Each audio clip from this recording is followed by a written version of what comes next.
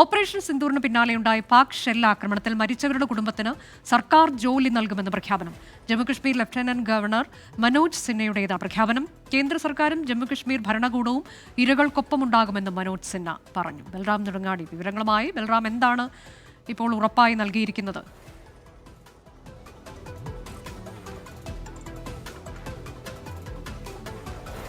അനുജ, ഈ Jammu Kashmir lieutenant governor Manoj Sinha ഈ പാകിസ്ഥാന്റെ ഷെല്ലാക്രമണത്തിൽ വീട് നഷ്ടപ്പെട്ടവർ, ഒപ്പം തന്നെ ഇതിൽ കൊല്ലപ്പെട്ട ആളുകൾ എന്നിവരുടെ ബന്ധുക്കളെ അഭിസംബോധന ചെയ്ത് പൂഞ്ചിൽ സംസാരിക്കുമ്പോഴാണ് ഇത്തരത്തിൽ ഒരു പ്രഖ്യാപനം നടത്തിയിരിക്കുന്നത്. പാകിസ്ഥാന്റെ ഷെല്ലാക്രമണത്തിൽ ജീവൻ നഷ്ടപ്പെട്ട നാട്ടുകാരുടെ അവരുടെ ഏറ്റവും അടുത്ത ബന്ധുക്കൾക്ക് ഒരാൾക്ക് സർക്കാർ ജോലി നൽകും എന്നാണ് അദ്ദേഹം പ്രഖ്യാപനം നടത്തിയിരിക്കുന്നത്. കൂടാതെ ഈ പാക് ആക്രമണത്തിൽ ഇരയായവരുടെ ഒപ്പം എപ്പോഴും കേന്ദ്ര സർക്കാരും ഒപ്പം തന്നെ ജമ്മു കശ്മീർ ഭരണകൂടവും ഉണ്ടാവുമെന്നും അദ്ദേഹം പ്രഖ്യാപിച്ചിട്ടുണ്ട്.